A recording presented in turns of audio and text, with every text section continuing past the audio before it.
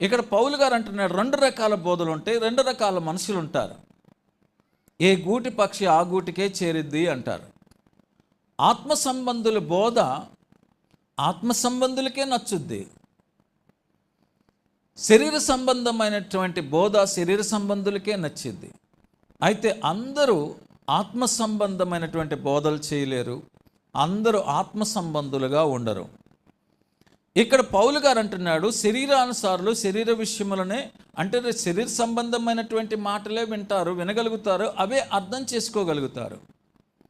ఆత్మానుసారులు ఆత్మ విషయములనే మనస్కరిస్తారు. వీళ్ళిద్దరికి పడదు. శరీరము లోక సంబంధమైనదైతే ఈ శరీరాన్ని నడిపిస్తున్న ఆత్మ పరసంబంధమైనది. ఈ ఆత్మకు ఈ శరీరానికి ఎప్పుడు వైరమే, పోరాటమే జరుగుతూ ఉంటుంది. శరీరము ఆత్మకును, ఆత్మ